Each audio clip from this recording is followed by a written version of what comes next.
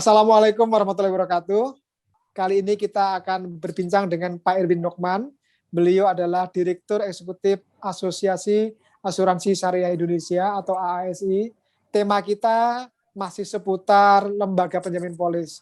Kali ini kita akan berbicara tentang lembaga penjamin polis dari sisi asuransi syariah. Akan kita kupas agak panjang lebar lah gitu kira-kira Pak Erwin. Karena Pak Erwin adalah orang yang tepat. Pak Erwin, sehat-sehat selalu ya Pak. Sekarang WFH dan WFO ganti-gantian ya Pak Erwin ya. Ya, alhamdulillah baik, kabar baik Pak. Memang kita bergantian Pak, sesuai dengan protokol kesehatan juga Pak. Baik, Pak Erwin, saya sudah bertanya ke beberapa pelaku juga kepada regulator dan ini isu yang tidak baru lagi karena sebenarnya kalau bicara lembaga penjamin polis itu kan amanah dari undang-undang. Pengen tahu Pak, ini AASI ini sudah diminta memberikan masukan kepada OJK atau pemerintah untuk masalah lembaga penjamin polisnya atau belum Pak? Baik, secara kelembagaan memang kami juga sudah diminta masukan dan juga sudah beberapa kali melakukan hearing dan dengan pendapat ya Pak, baik dengan Kementerian Keuangan dalam hal ini adalah Badan Kebijakan Fiskal atau BKF dan juga dengan pihak Otoritas Jasa Keuangan, khususnya dengan IKNB Syariah.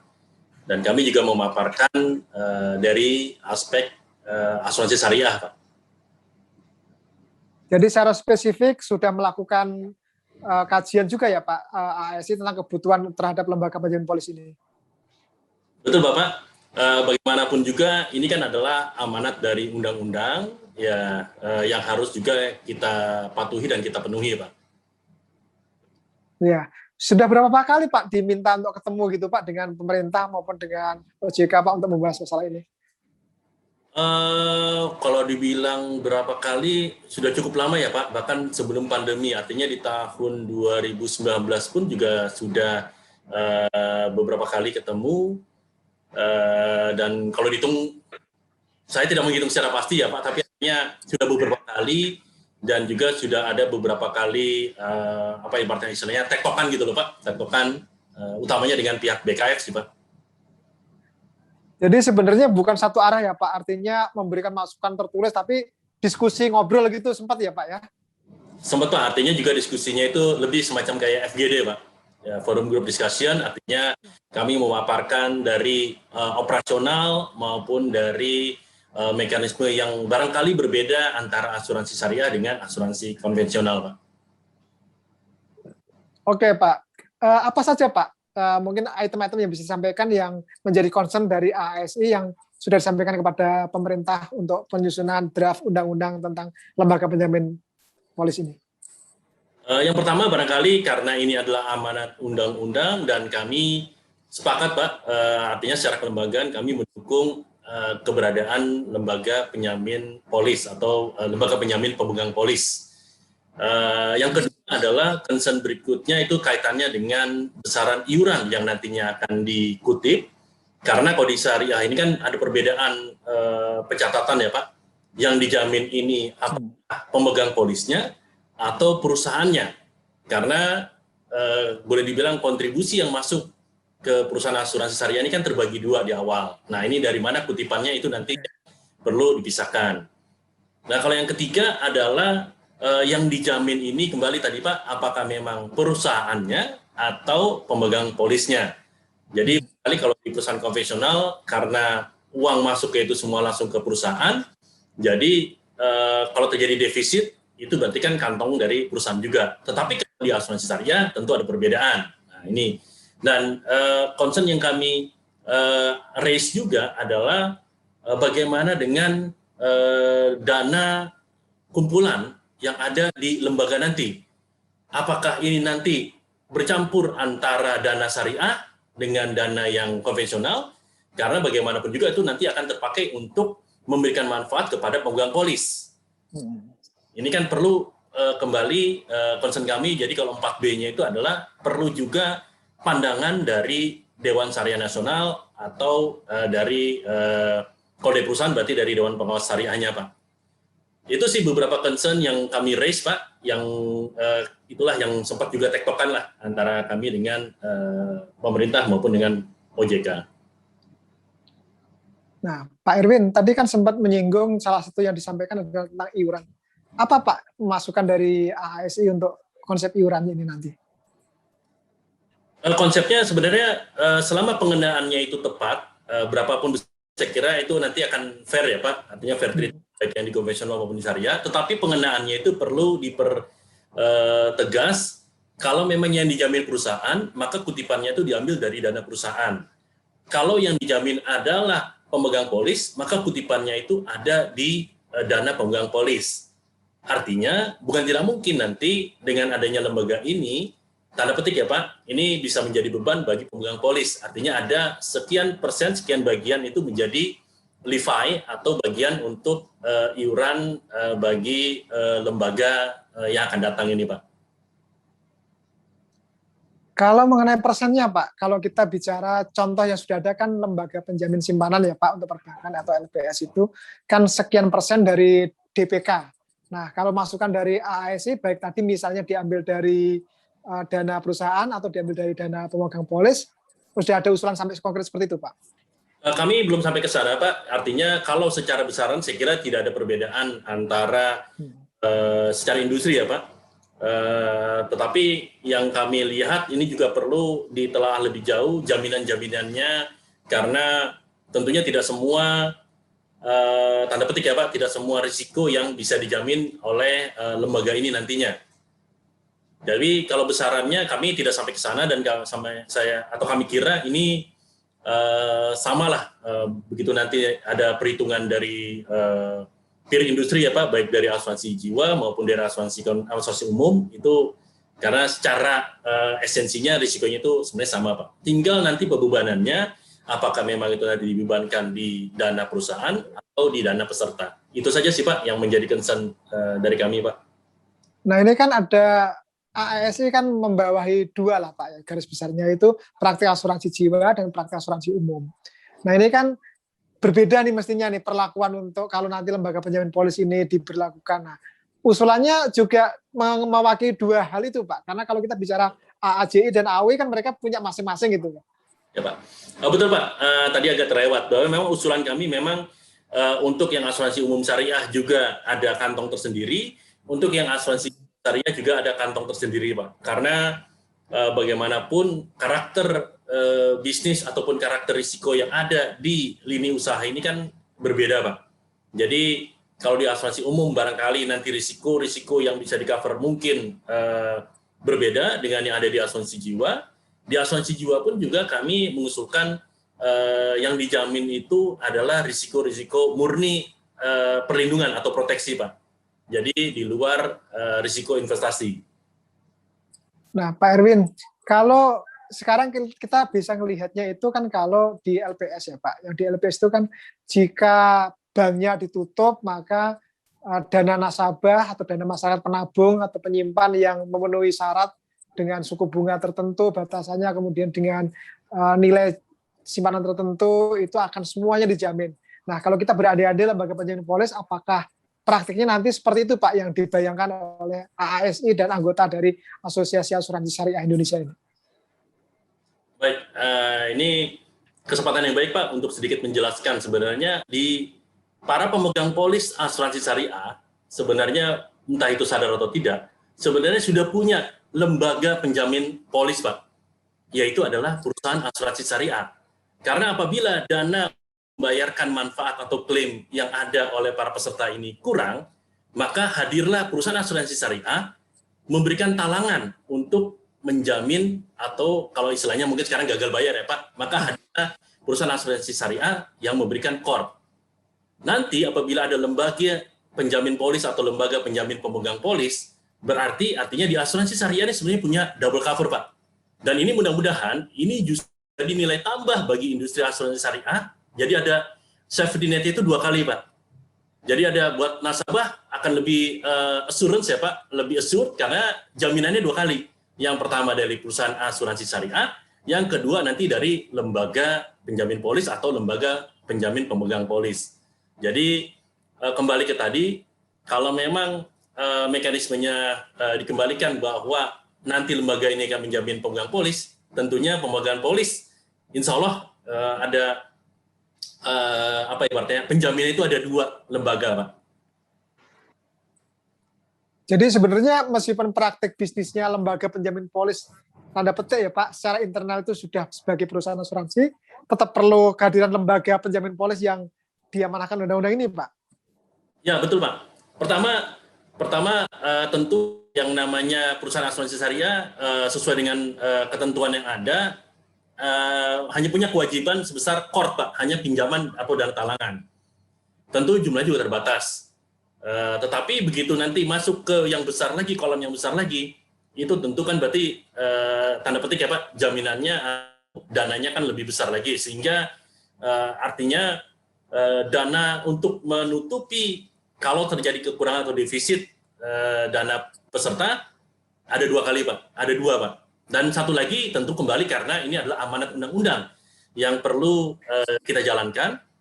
Kemudian yang berikutnya adalah yang keduanya adalah ini tentu akan menjadi tanda petik ya Pak, branding juga yang baik bahwa misalkan asuransi syariah X dijamin oleh lembaga penjamin polis atau lembaga penjamin pemegang polis. Ini kan juga penting Pak untuk memberikan asuransi kembali kepada para nasabah, para pemegang polis di asuransi syariah. Jadi confident dari masyarakat dengan hadirnya lembaga penjamin polis ini akan besar pengaruhnya ya Pak? Bisa Pak, betul Pak. Karena berita-berita yang kurang baik di industri asuransi secara keseluruhan tentu juga sedikit banyak juga menjadi pertanyaan kepada kami di industri asuransi syariah. Walaupun alhamdulillah sampai sekarang belum ada dan mudah-mudahan tidak ada ke depannya kasus-kasus yang terkena atau mengena di industri atau perusahaan asuransi syariah. Tetapi seperti biasa masyarakat tentu kembali butuh tanda petik jaminan ya Pak, jaminan. Sama seperti bank Pak, bank sebesar apapun juga tetap perlu meyakinkan nasabahnya bahwa mereka dijamin oleh lembaga penjamin simpanan misalnya seperti itu. Padahal dana mereka barangkali sudah lebih dari cukup untuk katakanlah likuiditas dan sebagainya. Nah ini kembali karena lembaga penjamin ini diperlukan, ya kembali itu tadi Pak. Untuk juga selain untuk assurance kepada pemegang polis, ya tentu juga supaya kesetaraan dengan industri sejenis Pak, baik di asuransi umum konvensional maupun di asuransi jiwa konvensional. Nanti akan jadi pertanyaan, wah di konvensional dijamin, syariah nggak dijamin. Nah ini kan juga kurang baik Pak di pandangan secara umum ya Pak. Padahal sebenarnya kalau kembali lagi esensinya, di asuransi syariah itu sebenarnya sudah ada jaminan, Pak. Sudah dijamin oleh perusahaan asuransi syariah. Nah, Pak Erwin, saya tahu Pak Erwin punya pengalaman internasional yang luar biasa. Pengen tahu, Pak, apakah di luar negeri gitu ya, yang khusus takaful ini, khusus asuransi syariah ini juga ada berfungsi lembaga penjamin polis seperti yang akan dilakukan di Indonesia ini, Pak? Baik, kalau yang paling dekat barangkali kita di negara tetangga ya Pak, itu juga ada pemberlakuannya serupa Pak, seperti yang kita, di Indonesia barang kita katakan sebagai LPS ya Pak, lembaga penjamin simpanan. Tetapi tentunya belum tentu yang ada di sana bisa kita terapkan atau kita copy paste dengan apa yang ada di Indonesia. Tentu juga karena contoh misalkan di asuransi syariah itu sendiri, akad yang ada di negara tetangga belum tentu sesuai atau cocok dengan kebiasaan yang ada di tanah air. Jadi kembali diperlukan kearifan lokal Pak untuk penyesuaian. Makanya kembali kami juga mengusulkan dan menyarankan juga diskusi ini juga melibatkan kepada pihak yang mempunyai tanda petik ya Pak otoritas di bidang kefatwaan supaya nanti semuanya sejalan dan sesuai dengan kaidah syariah. Kalau kita meniru yang ada di negara tetangga itu sudah berjalan di sana Pak, dengan iuran juga, dengan LIFAI yang ada gitu. Jadi sebenarnya di asuransi kalau kita lebih jauh lagi Pak, ya Pak, di negara di sumbernya industri asuransi umum utamanya itu juga ada iuran seperti ini Pak, LIFAI Pak. Utamanya kita mungkin di Lloyd's of London itu juga ada seperti itu Pak. Jadi sebenarnya bukan tanda petik sesuatu yang sangat baru, cuma mungkin barangkali di Indonesia merasa menjadi penting dan perlu, apalagi dengan saya sebut sebagai negatif campaign ya Pak, dengan adanya berita-berita yang kurang baik di industri perasuransian. Saya kira negara perlu hadir untuk menunjukkan bahwa keseriusan penanganan dan juga kembali untuk menunjukkan bahwa sistem ekonomi yang ada di perasuransian juga nyaman sesuai dengan kaidah utamanya, yaitu memberikan proteksi ya Pak. Jangan sampai masyarakat yang tadinya mencari perlindungan di asuransi malah tidak terlindungi. Itu sih yang kita semua khawatirkan sih, seperti itu Pak. Pak Erwin, kalau kembali ke praktik bisnisnya tadi antara asuransi Jiwasraya dan asuransi umum syariah ada perbedaan. Kalau asuransi Jiwasraya itu kan masyarakat gampangnya itu selain membeli proteksi, mereka juga bisa menyimpan semacam menyimpan uang gitu kan. Sementara di asuransi umum itu mereka benar-benar memberi proteksi. Nah, bagaimana kemudian ini bisa diakomodasi dalam sebuah lembaga penjamin pemegang polis ini? Apakah nantinya memang menjadi dua kamar yang berbeda atau ini ada adjustment tertentu yang menurut usulan dari AS? Baik, saya kira kalau kaitannya dengan investasi, ini kan juga mungkin insya Allah dalam waktu dekat juga akan diberlakukan ke asuransi umum ya Pak, yang kita kenal sebagai PAID, produk asuransi yang dikaitkan dengan investasi. Jadi artinya ke depan pun, baik itu di asuransi jiwa maupun di asuransi umum, baik itu di konvensional maupun di syariah, itu sebenarnya PAID ini bisa berlaku ya Pak. Dan saya kira usulan yang sama bukan hanya dari kami di ASI, di industri yang lain juga atau di konvensional, ini saya kira juga sama, kita akan lakukan pisahan atau pemisahan ya Pak, supaya pertama dari sisi iuran jadi lebih fair, bahwa kalau risiko asuransi umum ya berarti yang tarifnya sesuai dengan di asuransi umum, atau kutipan iurannya juga sesuai dengan asuransi umum. Dan kalau di jiwa ya juga sama, kita juga kutipannya dengan asuransi jiwa. Dan kalau memang katakanlah iuran yang diterapkan di asuransi jiwa misalkan sekian persen, X persen misalkan, bisa jadi di asuransi jiwa syariah juga X persen Pak. Cuma bebannya nanti yang dibedakan apakah ke dana tabaru atau dana peserta ya Pak, atau memang nanti beban di perusahaan. Misalkan di asuransi umum dibebankan Y persen, ya sama bisa jadi nanti di asuransi umum syariah pun juga diberlakukan Y persen. Tinggal pembebannya itu apakah dari dana tabaru atau dana peserta atau dari dana perusahaan. Jadi yang kami tekankan kembali, tentunya jangan sampai nanti pembebanan itu dibebankan kepada keseluruhan dana yang ada di sebuah perusahaan Pak. Karena dananya kan dipisah, yang satu dana peserta, yang satu dana perusahaan. Ya tentu harus di salah satu aja gitu loh Pak. Ya karena kalau itu kan jadi total kumpulan ya Pak, nanti total dana jadinya. Betul Pak, karena aset yang ada di industri atau di perusahaan asuransi itu tanda petik bukan sepenuhnya milik perusahaan Pak. Barangkali disebut sebagai dana pihak ketiga ya Pak, dana titipan lah. Dan ini kan akan lihat nanti pada saat adanya aturan tentang pemisahan unit syariah atau kita kenal sebagai spin-off. Ketika perusahaan ini memutuskan untuk tidak melanjutkan usahanya, maka punya kewajiban melakukan pengalihan portofolio yang ada di unit syariah kepada perusahaan lain. Itu sebenarnya bukan milik perusahaan Pak, sehingga harus dialihkan kepada perusahaan asuransi syariah lain. Jadi itu Pak, jangan sampai nanti diakui sebagai milik perusahaan, kena beban, nah ini juga kurang tepat Pak. Baik, Pak Erwin, dari diskusi dengan pihak pemerintah tadi disebutkan DKF juga diskusi segala macam itu, mungkin ada beberapa poin yang rasanya kok diterima usulan dari ASI, bisa disebutkan aja Pak? Kalau sejauh ini memang masih datar ya Pak, kami sebut sebagai datar, karena segala macam ini belum mengarah ke atau belum mengerucut kepada satu kesimpulan tertentu Pak. Karena kami juga membuka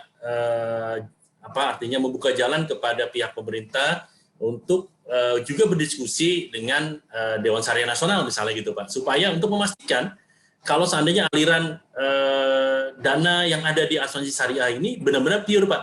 Kan nanti ini kan sedikit banyak. Saya boleh sedikit tambahkan nih Pak, mungkin juga sedikit mengkoreksi ya Pak, ada sedikit tadi. Di asuransi syariah pertama kali ini adalah dana para peserta itu sendiri Pak, atau kita sebut sebagai dana tabaru. Itu digunakan untuk saling melindungi untuk membayar manfaat atau klaim. Nah, kalau itu kurang, itu kan tentu ada, atau di awal itu tentu ada sesi juga reasuransi syariah, Pak. Jadi perlindungan keduanya sebenarnya di reasuransi dulu, Pak, reasuransi syariah dulu. Begitu memang masih kurang, baru masuk court dari perusahaan asuransi syariah. Lalu di atasnya lagi, kalau memang nanti masih kurang juga, baru ada nanti lembaga yang akan menjamin, Pak, baik itu LPP atau LP3 yang disebut nantinya. Nah, jadi kembali ke sini tadi, kalau memang katakanlah untuk di syariah, kan memang ada aturan yang supaya jangan sampai ada unsur-unsur yang tidak atau tidak sesuai dengan kaidah syariah menjadi masuk bagi pemegang polis. Contoh reasuransi juga harus reasuransi syariah. Tentu harapannya juga nanti lembaga penjamin ini pun juga nanti tentu juga dananya juga dana yang bersumber secara halal gitu loh Pak. Artinya dari lingkungan syariah juga. Dan itu tadi kenapa di awal apakah memang nanti fatwanya memperkenankan untuk dibaur dengan yang konvensional atau tidak, wallahu alam, itu bukan ranah kami saya kira Pak. Itu makanya kami membuka atau mengajak pemerintah itu juga untuk berdiskusi lebih lanjut kepada pemegang otoritas untuk yang memberikan fatwa Pak. Seperti itu sih Pak. Kalau kami saya kira baik di asosiasi maupun pelaku nanti akan patuh sesuai dengan fatwa atau dengan regulasi yang akan diterapkan Pak.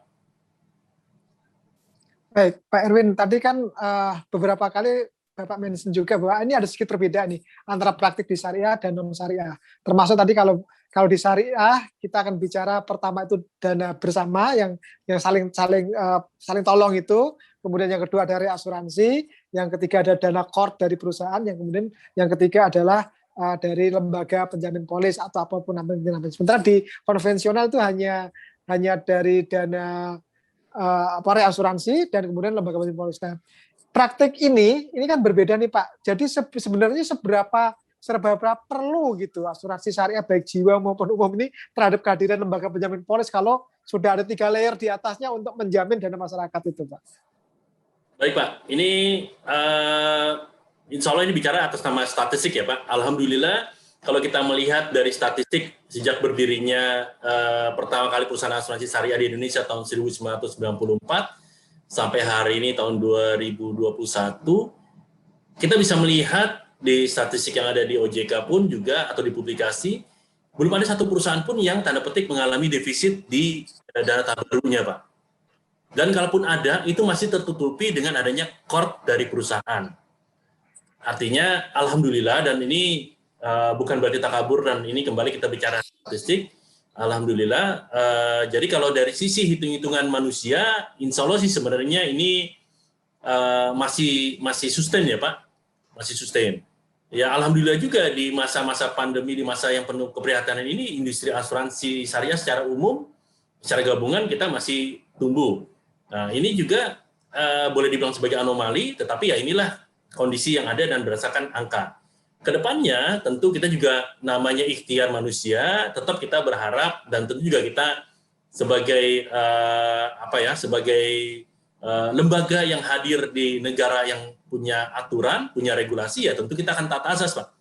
Undang-undang sudah menyebutkan seperti itu dan tidak ada ruginya, no harm to industry, bahkan bisa jadi suatu benefit, yaitu dengan tanda petik itu tadi adanya lebih assurance kepada pemegang polis. Kami sebenarnya secara prinsip mendukung keberadaan adanya lembaga penjamin polis ini Pak. Masalah nanti dipakai atau tidak, insya Allah sebetulnya gini Pak, ikhtiar kita adalah kita juga punya asuransi syariah. Secara pribadi tentu kita berharap tidak pernah menggunakan itu sama sekali Pak. Tetapi kalau memang begitu terjadi, ya alhamdulillah sudah ada jaminannya. Itu sih Pak. Ya walaupun kita punya jaminan asuransi syariah, misalnya untuk kendaraan kita, untuk kesehatan kita, tapi saya meyakini, termasuk saya pribadi, insya Allah kita berharap tidak pernah kita pakai itu Pak. Nah, tetapi kalau memang tadi ternyata qadarullah terjadi musibah dan kita harus menggunakannya, alhamdulillah kita sudah punya ibaratnya perlindungan atau proteksinya Pak. Jadi sama seperti harapan kami kepada lembaga penjamin ini, ya syukur-syukur kita tidak pakai Pak, syukur-syukur kita tidak pakai, dan apalagi barangkali ya Pak, ini namanya syariah, kita iur, dan ini nanti bisa balik lagi. Mudah-mudahan ya Pak, ini konsepnya syariah ya Pak, jadi kalau tidak terpakai ya tentunya harusnya ya bisa kembali lagi gitu. Nah, tapi kalau memang terjadi, ya qadarullah ya itulah ada manfaat buat kita, yaitu hubungannya. Gitu sih Pak. Baik, Pak Erwin. Nah, ini pertanyaan terakhir nih, Pak. Eh, dengan segala macam kelebihan dan kekurangannya, termasuk praktik bisnis dari asuransi syariah yang seperti tadi Bapak ceritakan itu, jadi sebenarnya kalau saya minta sebutkan 3, Pak. Apa keuntungan bagi asuransi syariah dengan hadirnya lembaga penjamin polis ini, Pak? 3 yang paling menguntungkan, Pak. Bisa, Pak? Tadi ditanya kenapa 3, Pak.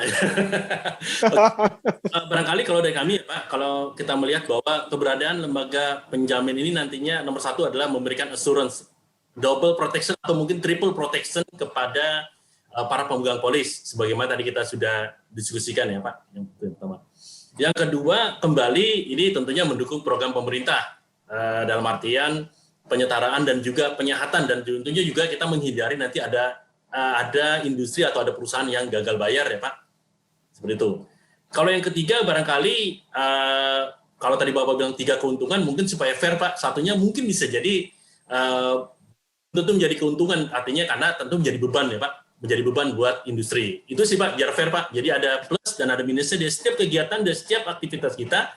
Kami meyakini tentu ada hal yang positif dan tentu ada juga hal yang kurang baik lah. Jadi seperti itu, Pak, barangkali kalau tanggapan kami, Pak. Baik, Pak Erwin.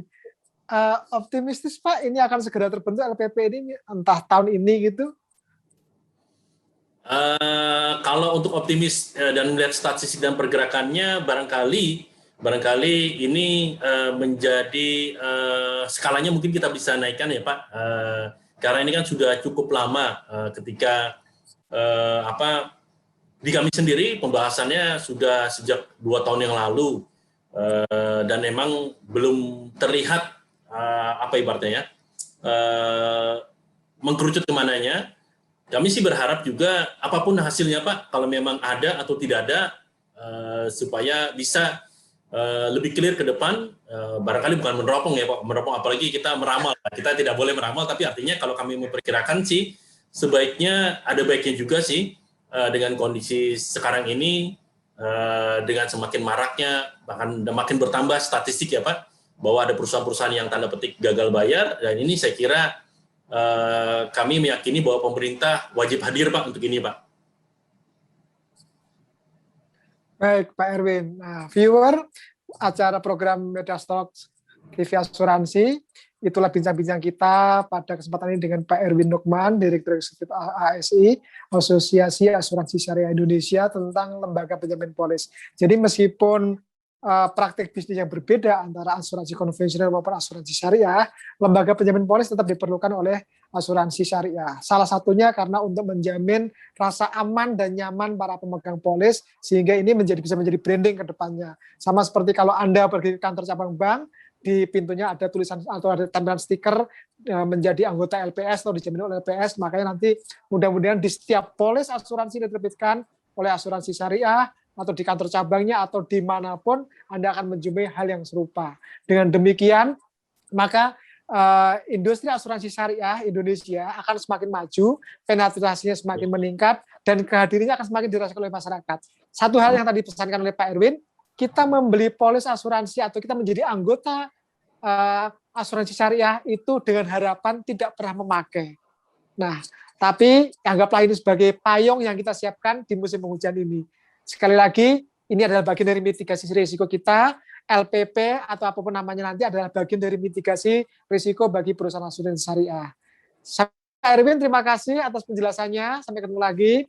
Dan viewer, mudah-mudahan kita akan ketemu lagi dengan tema-tema yang juga tidak kalah menariknya untuk kita bahas dalam media Asuransi Talks di TV Asuransi ini. Sampai ketemu lagi. Sekali lagi terima kasih. Tetap jaga kesehatan dan tetap laksanakan protokol kesehatan di masa pandemi ini.